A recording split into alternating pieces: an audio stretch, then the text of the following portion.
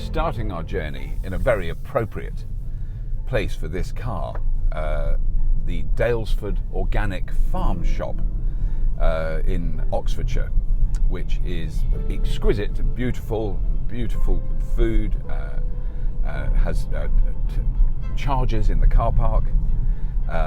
It's exquisite. It's a middle-class fantasy world, and in a way that's entirely appropriate for this car, because this car is exquisite. It's vegan, it's organic, it's fabulous, it is really, really beautiful. I'm slightly overwhelmed and I'm going to get over it. So this is the Polestar 2 and this is fully charged.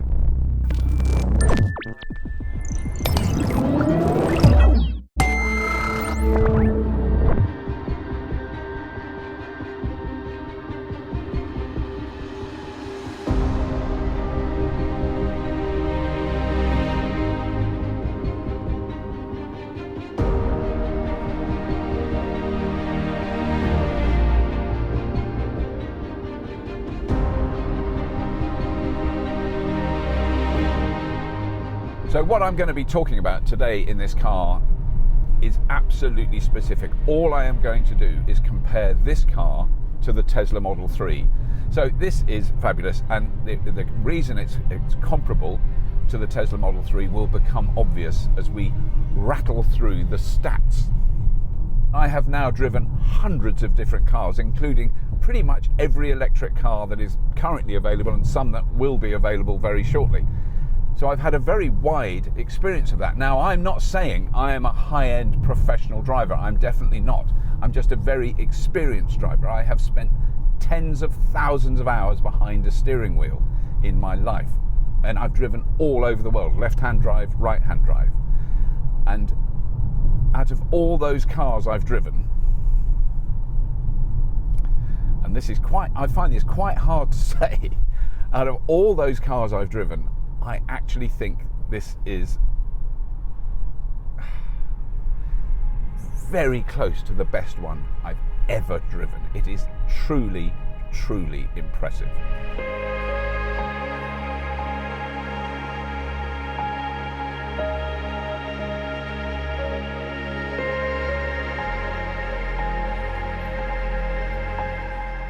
The human-machine interface on the Polestar 2 is way out ahead. It's better than any other car, including Tesla. Now, I know this because I've driven a Tesla Model 3 for 12,000 miles. I've driven a Tesla Model S for 80,000 miles. I know Teslas very, very well. This car's interface is exquisitely well done. It's simpler. It's not as quirky. It's Android. You'll be able to use this the moment you get in. You'll find out the menus are all really clear, how you control the car, how you change settings in the car. There's a manual on there which tells you how to do it in case you're not sure. It took me seconds to get used to driving this car. It was absolute doddle. It is built in China with Chinese components. It's got Chinese batteries. It has a Chinese drivetrain. It is a Chinese car. It is 100% Chinese. But the brand Polestar it was the performance car brand of Volvo before Volvo was owned by a Chinese company. So Geely bought Volvo in 2010.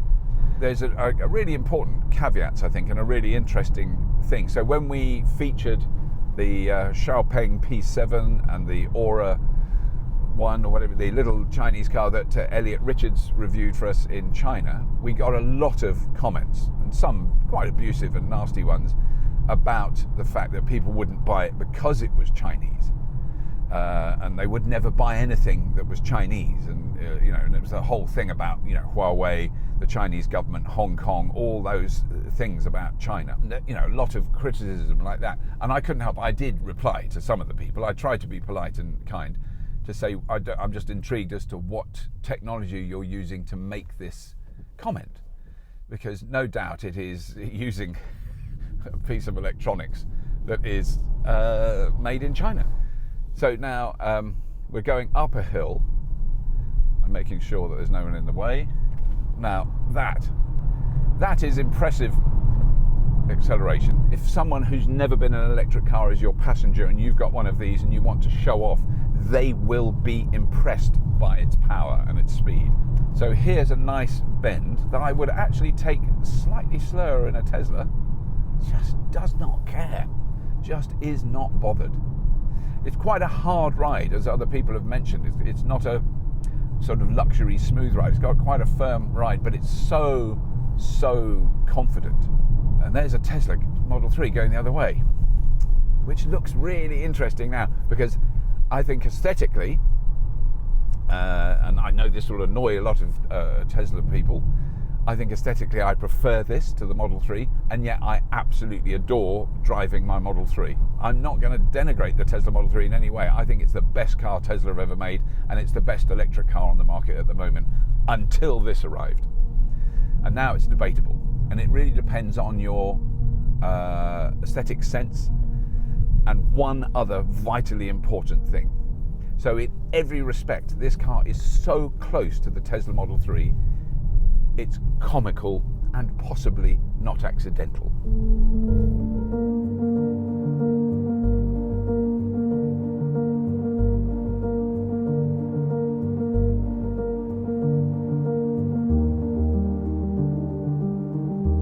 So the Polestar 2 can go from 0 to 60 miles an hour, or about 100 kph, in 4.7 seconds. 4.7. The Tesla Model 3 all-wheel drive long range, that's the one I drive, can do 0 to 60 or 100 kph in 4.6 seconds.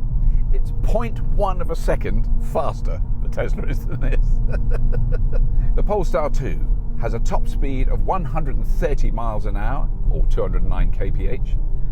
The Tesla Model 3 has a top speed of 145 miles an hour or 233 kph. So the Tesla is a little bit faster. You could lose your license a little bit quicker. The Polestar 2 has a range of 240 miles or 390 kilometers. The Tesla Model 3 has a range of 280 miles or 450 kilometers. The Polestar 2 costs £46,900 and the Tesla Model 3 costs £46,990. But those comparisons, I think, are absolutely extraordinarily close. So there is one problem on one thing that sets this car apart from the Tesla Model 3.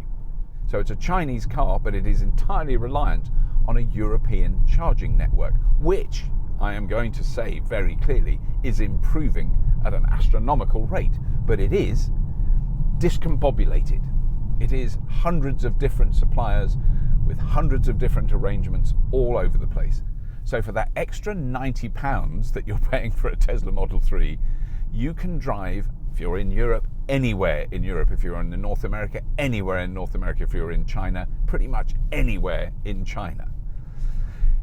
And it's so easy to use. You don't need a tag, you don't need membership. The car knows. So you drive up to a charger, you plug it in and it starts charging. There is nothing else to do.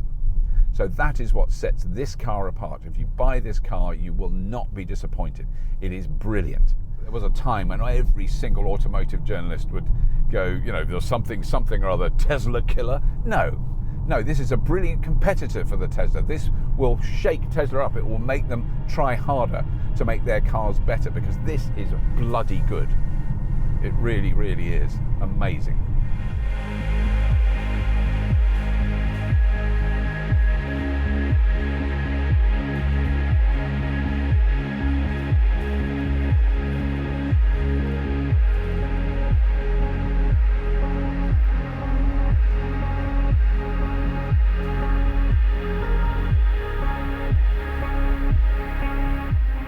Look at this car, it's beautiful. It is beautiful. I'm really impressed with it. So, but here we have a classic example of what I was talking about as regards the Tesla Model 3 and the Polestar 2, or indeed any other vehicle. Over here we have 4 beautiful Ionity chargers recently installed. One of them works. 3 of them have failed, because that's where I was going to charge it over there. I've come over here to where the Polars are. They all work. Hats off to Polar. They are really working hard to make sure their chargers work. You don't have to have a membership, you don't have to do anything. You just tap your card on it and you plug it in and it works. So it's charging now. That is critically important if you're using this car to drive all around the place.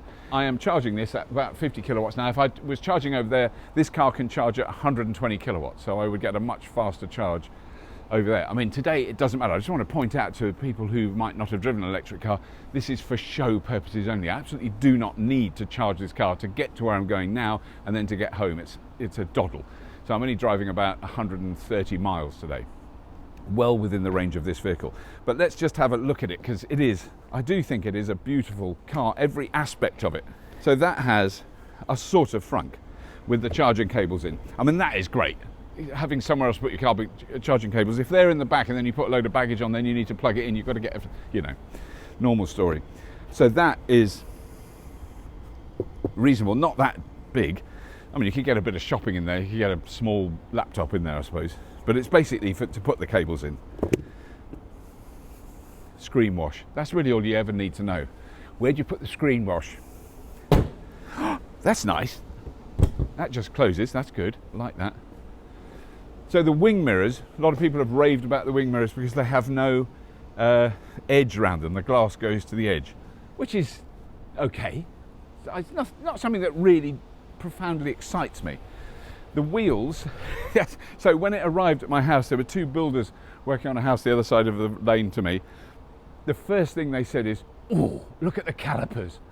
They love the calipers. So the bronze brake calipers clearly have a slightly fetishistic quality to them. There's one thing I want to show you, which I think it's small, but it's important. So I've got the key in my pocket. I've got shopping. I'm going to mime it. A load of shopping. Come round to the back and I put my foot under the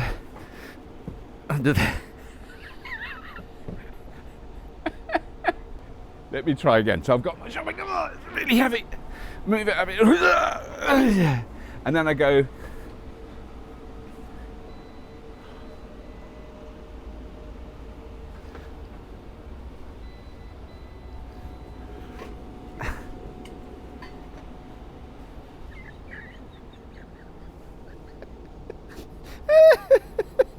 who knows, I might never be able to open this again.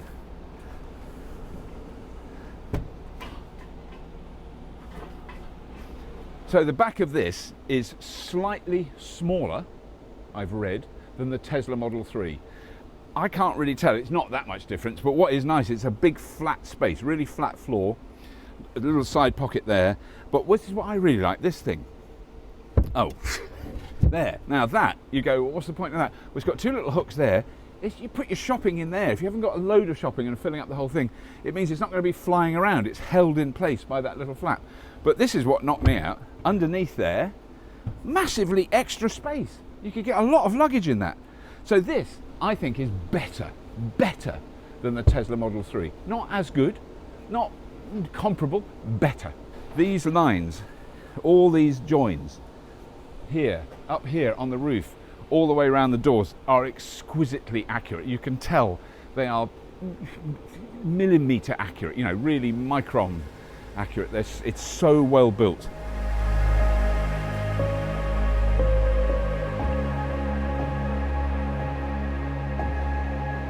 So, I mean, I can't even sum up because there's no way of summing up in one way. I'm having an emotional response to this car. I absolutely beep, beep, not suitable for children, love it. It is an amazing achievement. It really is. It's right at the very top of any electric vehicle. I drive a Tesla Model 3. I honestly think this is as good in every aspect except public charging. That's really the big advantage that the Tesla has. But this car just looks gorgeous. It goes like stink if you want it to. It also drives very sensibly with sipping energy, considering its size and the power behind it. This is going to sell. People are going to buy this. People will want this car. People who can afford a Tesla Model 3 have a choice now. Have quite a lot of choices. I mean, you get to go for an I-Pace, which they're selling loads. Jaguar are doing very well with the I-Pace, and rightly so. But this is going to do really good business. We are very proud at Fully Charged of our independence. We do not get sponsored by any big companies or anything like that. We are entirely dependent on the generosity and the incredible generosity of our Patreon supporters, of which we have over 3,500. It is amazing. We could not make this show without them. So if there's any chance that you want to have a quick look at the Patreon link that's beneath this video and just consider it, we'd be extremely grateful. I don't care if you do it or not, it's up to you.